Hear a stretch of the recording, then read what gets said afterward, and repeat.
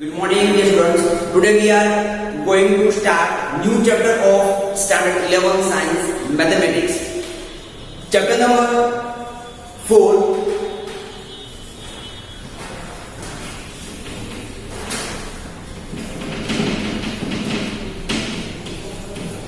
The name of chapter is Principle of Mathematical Induction. Principle of mathematical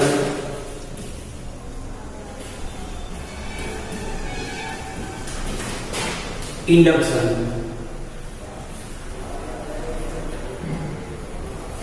And it is also known as PMI.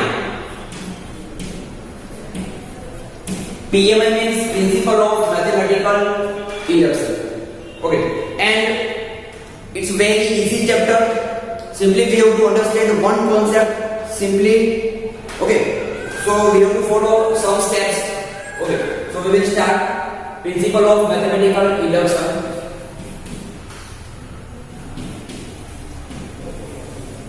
Principle of Mathematical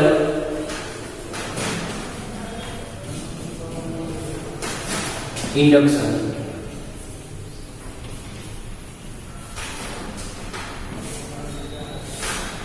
We have to follow some steps here. Given that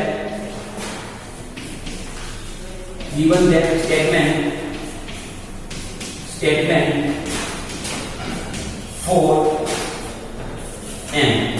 So here one statement is given for n. N is some integer, okay? N is some number. So we have to follow some steps. So step 1.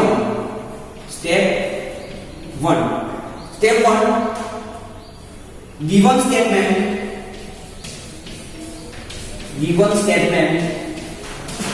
is true for n is equals to 1. So we have to put n equals to 1 in given statement. Okay, that is, it means P of 1 is true. Okay, next step 2.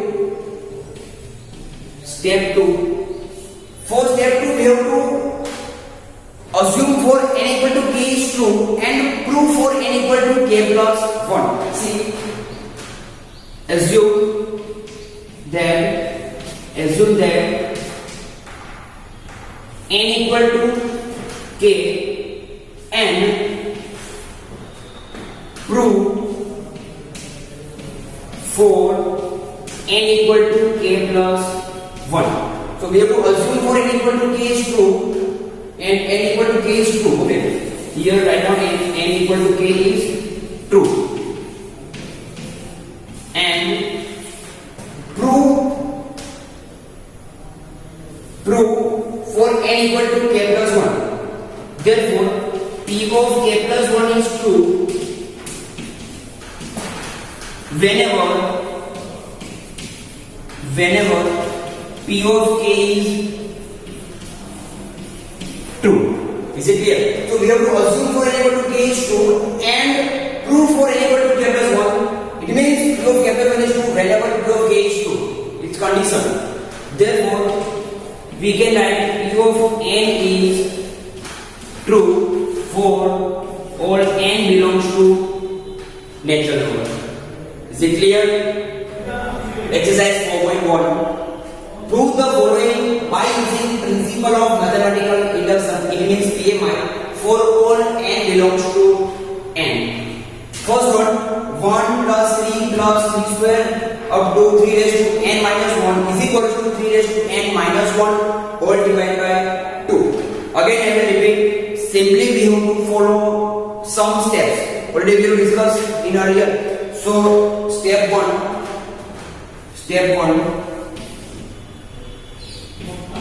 Given statement is true for n equal to 1. Okay, so we have to put n equal to 1. Okay, n equal to 1 and we have to check is it true or not. So find out left hand side. What about left hand side? We have to put n equal to 1, means we have to take only single term. Okay, so is equals to 1. What about right hand side? We have to put n equals to 1. So here 3 raised to 1 minus 1. Yes or no? 3 raised to 1 minus 1 whole divided by 2. So 3 minus 1 divided by 2 is equals to 3 minus 1, 2 divided by 2 is equals to 1. Now see, left hand side and right hand side both are same. Therefore left hand side is equals to right hand side. That is P of 1 is true. Okay. Next, step 2. We have to assume for n equal to k is true and prove for n equal to k plus 1. Okay. So step 2.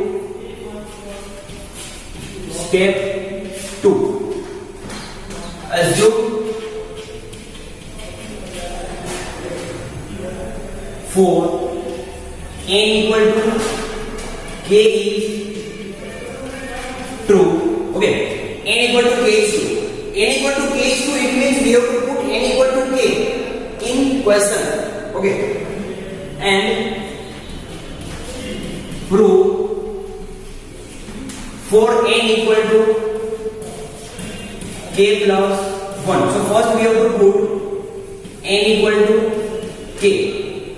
It gives 1 plus 3 plus 3 square plus up to 3 raised to k minus 1. K minus 1 is equal to 3 raised to k minus 1 whole divided by 2. It is known as equation number 1. And we have to prove n equal to k plus 1. Okay. So next, n equal to k plus 1. So it gives 1 plus 3 plus 3 square plus up to 3 raised to k plus 1 minus 1 is equals to 3 raised to k plus 1 minus 1 whole divided by 2. Therefore, it gives 1 plus 3 plus 3 square plus up to 3 raised to k, because plus 1 minus 1 cancel out. So it gives 3 raised to k is equals to 3 raised to k plus 1 minus 1 whole divided by 2. Now we have to prove this result. We have to prove this result by using equation number 1. It is called equation number 2. So we have to start from left hand side. Okay. So left hand side is 1 plus 3 plus 3 square up to 3 raised to k.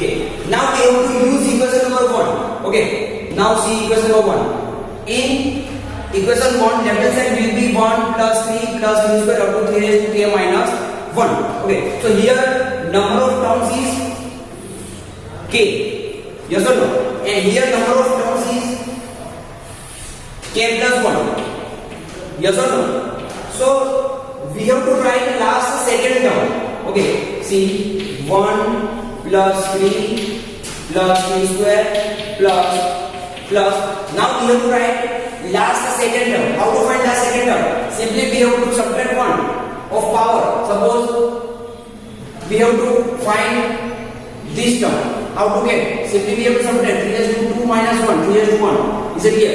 So same thing we have to subtract 1 from power. So it will be 3 raised to k minus 1 plus 3 raised to k as it is.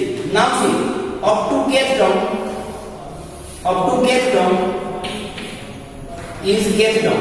Up to kth term answer will be 3 raised to k minus 1 whole divided by 2. So we have to use equation number 1 is equal to 3 raised to k minus 1 whole divided by 2.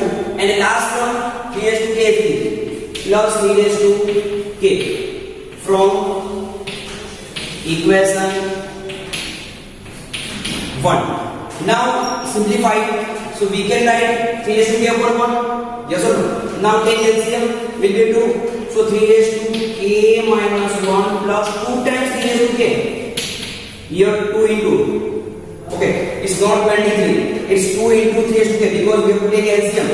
LCM will be 2. Now see, 2 times 3 raised to k plus 3 raised to k.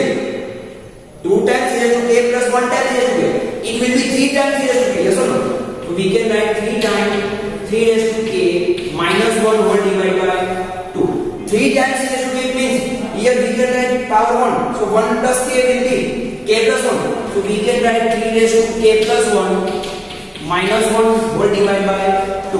Now see question number 2. Right hand side is 3 raised to k plus 1 minus 1 whole divided by 2. So it gives right hand side. It means p of k plus 1 is 2 because left hand side equal to right hand side. Okay. Therefore, p of k plus 1 is true